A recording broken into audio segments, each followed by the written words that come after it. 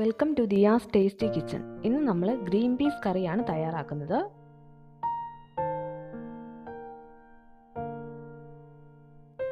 ഇനി നമുക്കിതെങ്ങനെയാണ് തയ്യാറാക്കുന്നതെന്ന് നോക്കാം.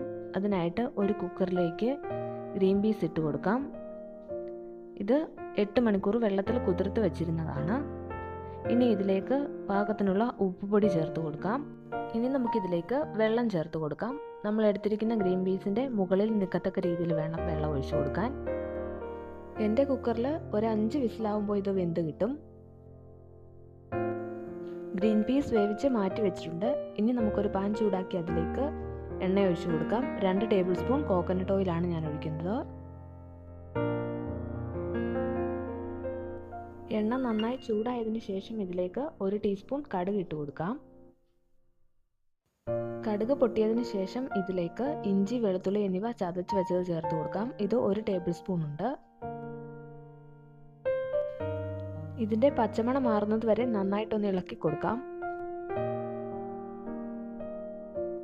ഇനി നമുക്കിതിലേക്ക് അരിഞ്ഞു വെച്ചിരിക്കുന്ന സവാള ചേർത്ത് കൊടുക്കാം. ഇത് ഒരു സവാള നീളത്തിൽ അരിഞ്ഞു വെച്ചിരിക്കുന്നതാണ്.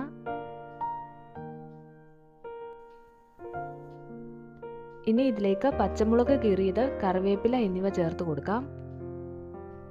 ഇനി ഇത് നന്നായിട്ടൊന്ന് ഇളക്കി കൊടുക്കണം. ഇനി നമുക്കിതിലേക്ക് പാകത്തിനുള്ള ഉപ്പ് ചേർത്ത് കൊടുക്കാം. ഗ്രീൻ പീസ് വേവിച്ചപ്പോൾ നമ്മൾ ഉപ്പ് ചേർത്തിട്ടുണ്ട്. അതുകൊണ്ട് ഉപ്പ് കൂടിപ്പോകാതെ ശ്രദ്ധിക്കണം. ഇനി ഇത് നന്നായിട്ട് ഇളക്കി വഴറ്റിയെടുക്കണം.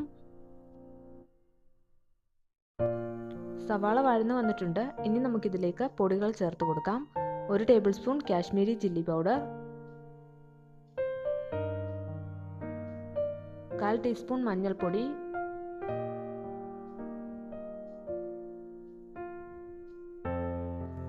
1/4 teaspoon garam masala, 1 teaspoon meet masala എന്നിവ ചേർത്ത് കൊടുക്കാം. ഇനി ഇത് നന്നായിട്ടൊന്ന് ഇളക്കി കൊടുക്കാം. അതിനുശേഷം നമുക്കിതിലേക്ക് 1 ടീസ്പൂൺ മല്ലിപ്പൊടി കൂടി ചേർത്ത് കൊടുക്കാം.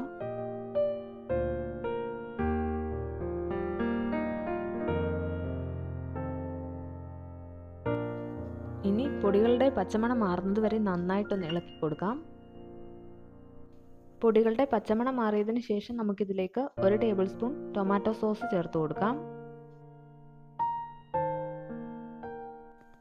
ഇനി ഇത് നന്നായിട്ടൊന്ന് ഇളക്കി മിക്സ് ചെയ്തെടുക്കാം. ഇപ്പോൾ ഇതെല്ലാം നന്നായിട്ട് ഇളക്കി മിക്സ് ചെയ്ത് വെച്ചിട്ടുണ്ട്. ഇനി നമുക്കിതിലേക്ക് വേവിച്ച് വെച്ചിരിക്കുന്ന ഗ്രീൻ പീസ് ചേർത്ത് കൊടുക്കാം. ഗ്രീൻ പീസ് വേവിച്ച വെള്ളവും ഇതിലേക്ക് ചേർത്തിട്ടുണ്ട്. ഇനി നമുക്കിത് നന്നായിട്ട് ഇളക്കി മിക്സ് ചെയ്തെടുക്കാം.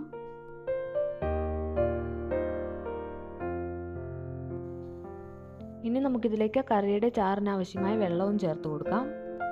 ഞാനിവിടെ ഗ്രീൻ പീസ് വേവിച്ച വെള്ളം ചേർത്തിട്ടുണ്ട്. അതിൻ്റെ കൂടെ ഒരു 1/2 ഗ്ലാസ് വെള്ളവും കൂടി ചേർത്ത് ഇത് നന്നായിട്ടൊന്ന് ഇളക്കി കൊടുക്കാം. ഇനി നമുക്കിത് മൂടി വയ്ക്കാം. ഇതൊരു 4-5 മിനിറ്റ് വരെ മൂടി വെച്ച് കൊടുക്കണം. സ്റ്റൗ ഹൈ ഫ്ലെയിമിൽ തന്നെ ഇട്ടാൽ മതി. ഇപ്പോൾ ഒരു 5 മിനിറ്റ് കഴിഞ്ഞിട്ടുണ്ട്. ഇനി നമുക്ക് മൂടി തുറന്ന് ഇതൊന്ന് ഇളക്കി കൊടുക്കാം. നമ്മുടെ ഗ്രീൻ പീസ് കറി റെഡി ആയിട്ടുണ്ട്. ചാറൊക്കെ കുറുകി പാകത്തിനായിട്ടുണ്ട്. ഇനി നമുക്ക് സ്റ്റൗ ഓഫ് ചെയ്ത് കൊടുക്കാം.